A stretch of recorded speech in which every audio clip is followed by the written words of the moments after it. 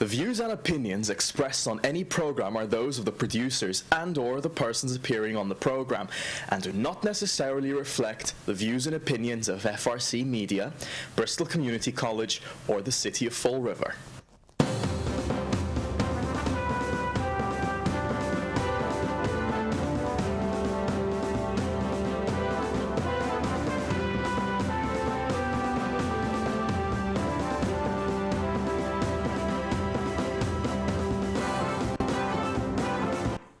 Well, hello. Welcome to Spindle City Straight Talk. I'm Chip. I'm CJ. And I'm Carlos. And it's Friday, TGIF.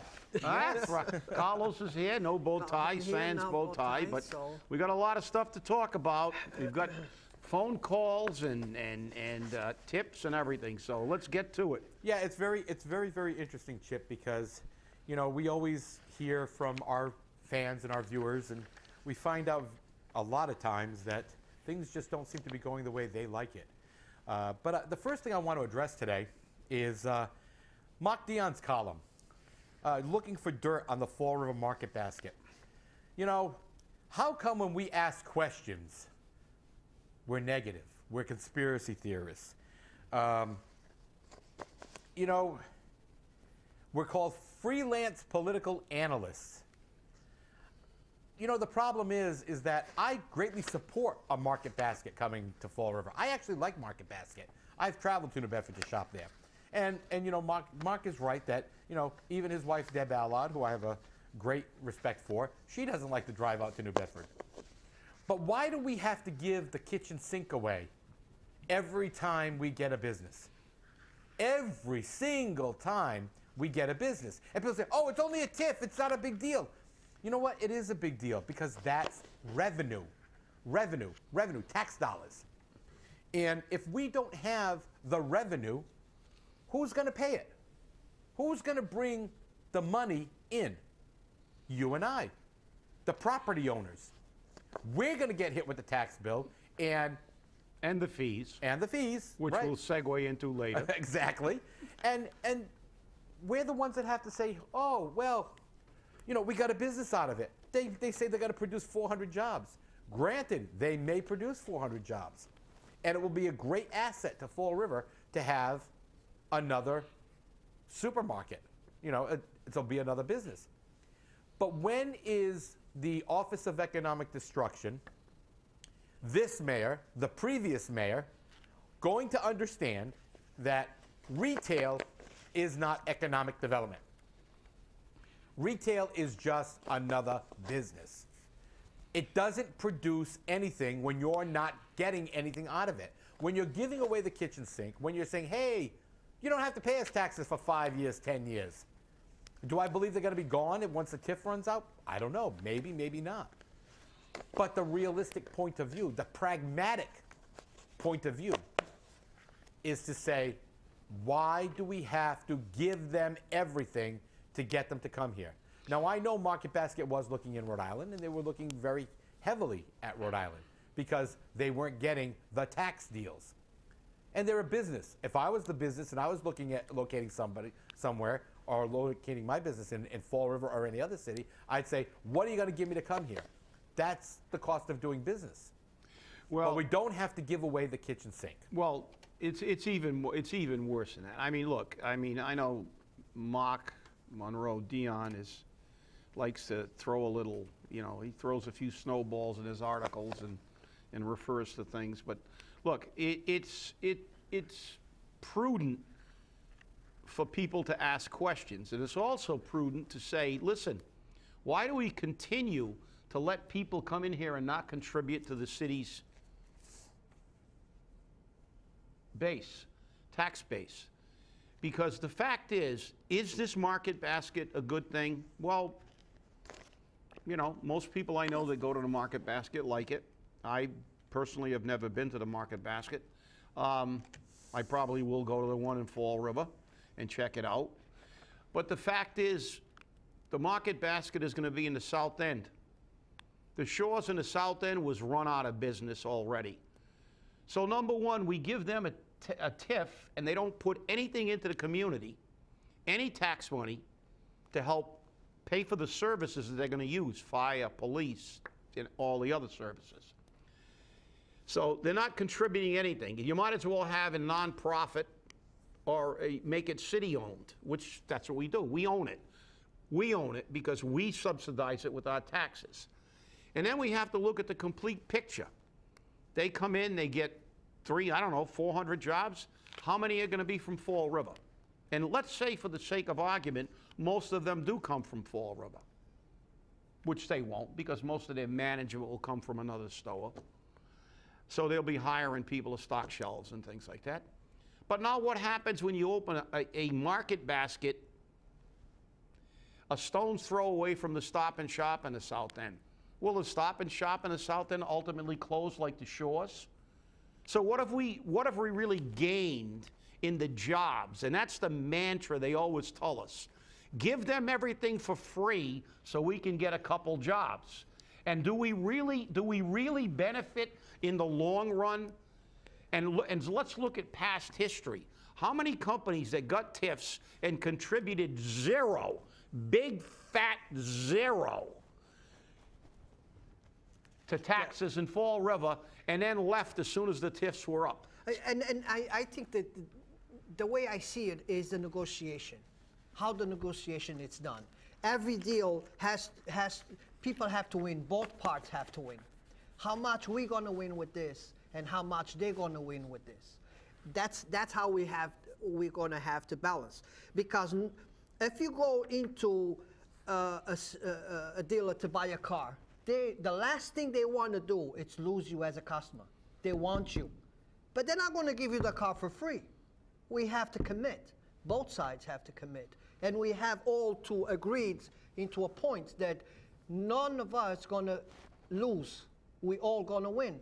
And all this, when we talk about TIFs, is like, please don't leave, please don't leave. I give you everything I have, but you're going to have to stay. And I mean, that's the way I see it, and I think that's the way we're going into it again. Well, you're 100% right. Exactly. Carlos. I mean, obviously, look, I negotiated against this city, which is like negotiating against the devil most of the time, for 24 years. And I've consulted on other negotiations in other communities, and it is a negotiation. And let's face it, what CJ just said earlier, they were looking at Rhode Island, and they came back to look at Fall River.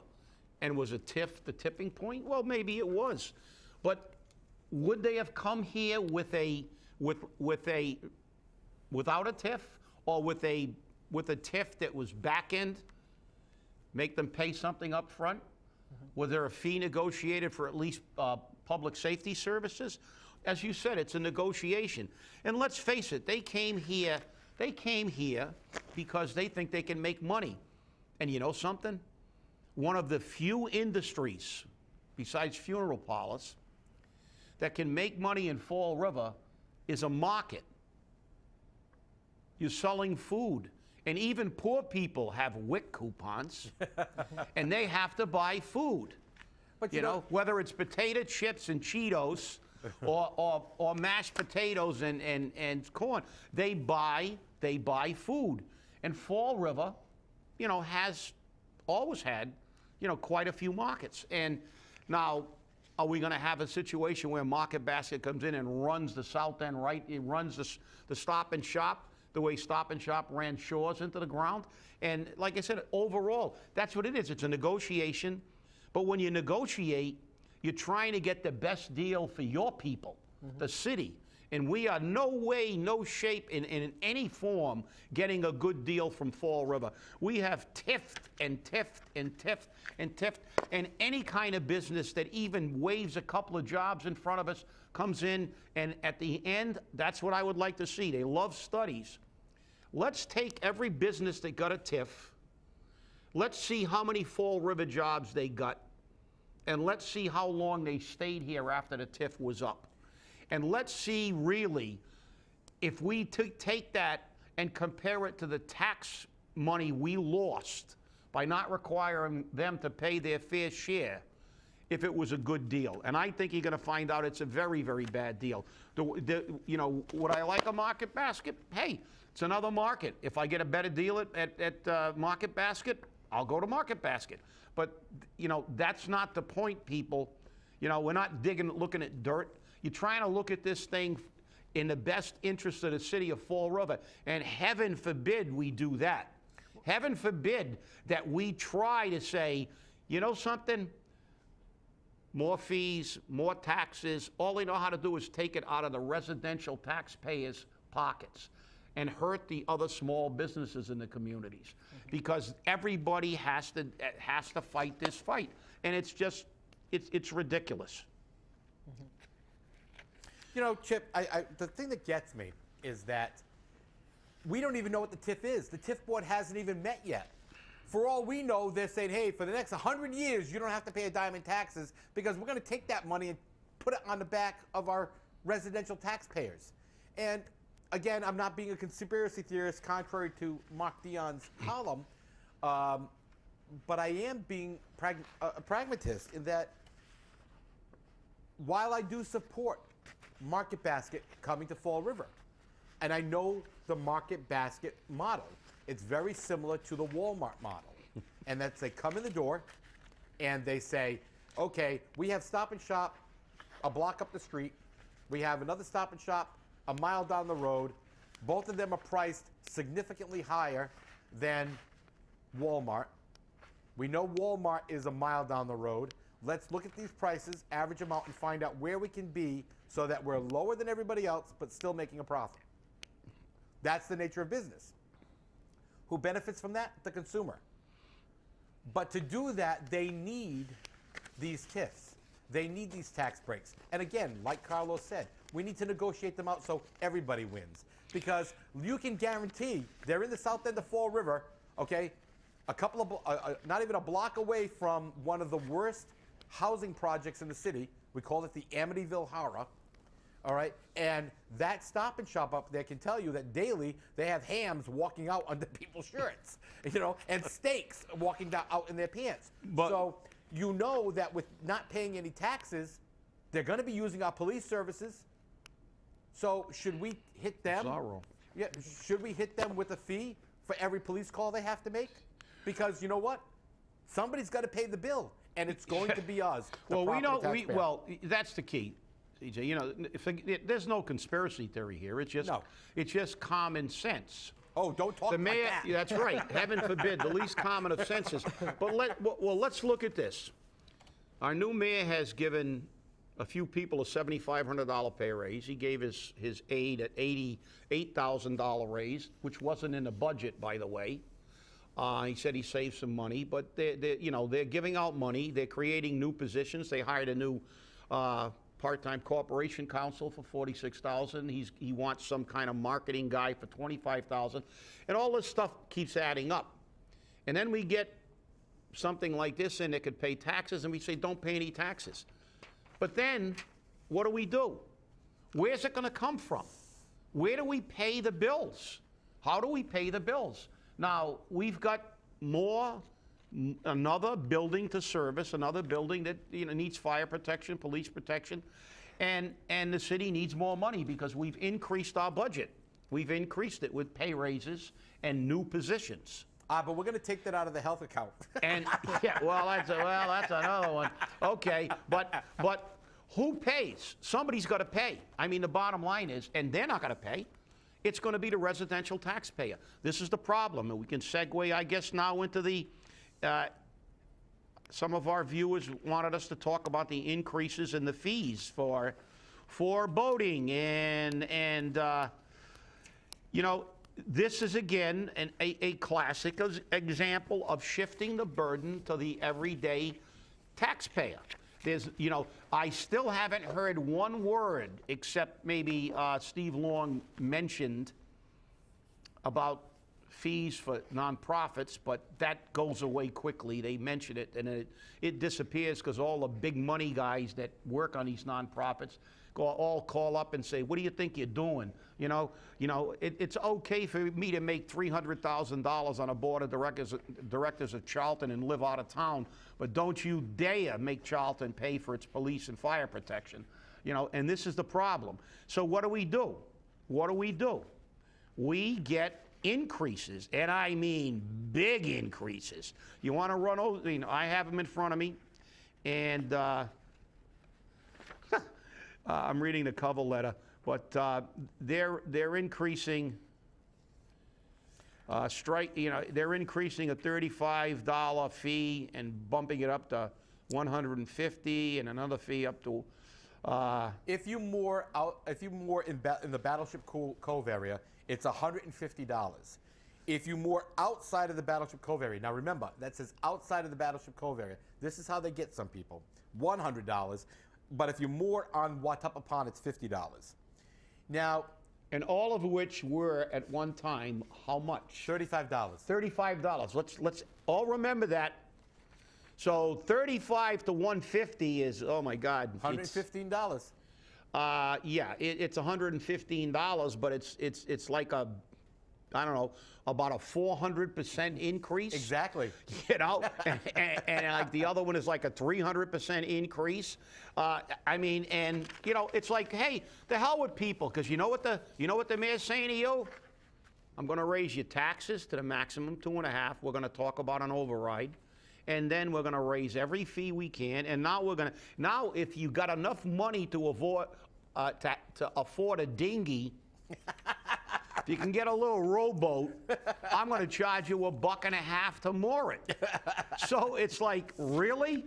I mean, when is this going to end? Well, when is this going to end? On top of this, this is the solution to increase boats on our waterfront. Right, that always works. So let's charge you more to come here. Exactly. So we are putting a plan together to improve our waterfront. And instead of making it easier for people and more people to come and spend money on the waterfront, whatever they put up on the waterfront, they say, no, before you even get on the waterfront, you already paid to be here. Yeah. Well, you know, and the other great thing is, and this is, again, we get back to our government, who is supposed to be our eyes and ears and our representatives. I guess when they were talking about these fees, the city councilor said, where did these fees go? And there was no answer. Right. I mean, it was like, thing. Yeah. Yet, this is what I love about our council. I love these people. They're beautiful. They all meet they all know how to order a drink at Applebee's. At Applebee's, but and all meet together. But you know, hey, it was half price. Then half price. That's right. Half price appetizers. Because they can save their own money, not yours. They have to spend their own money, so they go cheap. But you know, I mean, come on. Look, I'm not a conspiracy theorist. I'm not negative. I'm just asking a simple question. As a taxpayer and as a resident of the city of Fall River. Maybe it's me. Maybe I'm crazy, and you guys can take a poll. I mean, I'm nuts. But if I was a city councilor in a city that was just voted the poorest city in the state, that has almost 25% of its citizens living below the poverty level, and about 18% with an income, a household income of less than $15,000, which I don't know how anybody can live. Now, I live in a city like this, and they can barely afford anything, right? And we're not going to get money from anybody else except the residential taxpayers. And then I look at something like this as a counselor, and then I ask, well, where's this money going to go? And I don't get an answer. And then I vote for it. It's like, okay, I just asked you where this money is going to go and if it's going to do any good for the citizens of the Fall River, and I get no answer. Good question. Very good question. But you know, Chip. But what's the result? The end result is, like it always is in a city council, it's like questions, no answers. And we vote for bogus figures, and after all this, they vote for it. But you know, Chip, I think the biggest statement here is this. This is called a waterways user fee. This is an addition. This is an addition to the other fees that boaters are already assessed, like a boating excise tax. Does Okay? Fall River own the water? I guess so. So I guess at Horseneck we can charge them a fee too because we own part of the Atlantic Ocean. Right. Right. But the real funny part about it was, here was Kathy Ann's excuse or explanation. Well, other cities and towns do this. Other water neighboring communities do this. So because everybody does it, Fall River has to do it.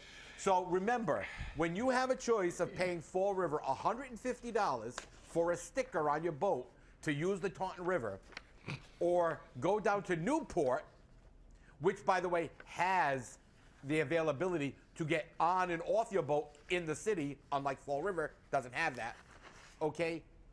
Where are you going to go? Are you going to pay $150 to sit on your boat in the water? Or are you going to pay $150 or $100 or whatever the Newport fee is, and I'll have to look that up, to be able to actually dock your boat, get off, and then get back on? And that's exactly what I was going to mention, was if I have a boat, and I have a weekend to spend, and some money in my pocket, where do I want to go? Do I want to go to Bristol, which is full of restaurants or on the waterfront? Do I want to go spend a weekend in Newport? Or do I want to stay in Fall River and spend it on Heritage Park, my weekend? So, that's another thing that we need to think about. Yeah, and look at the toilet paper floating down the river. That's beautiful. And the Taunton River whitefish. But look, take heart, Carlos. They did have an exclusion. So I'm going to tell everybody out there, if you still want to have a boat, if you have an inflatable under 12 feet in length, so get an inflatable that's 11 feet, 11 inches. Job lot, like the one still on job lot. If you kayaks, canoes, dinghies, sailing dinghies, that's a dinghy, I guess, with a sail on it, and windsurfers, sailboards, and rafts, those are all exempt. So I guess the Tipsy Seagulls exempt because they're a raft, right?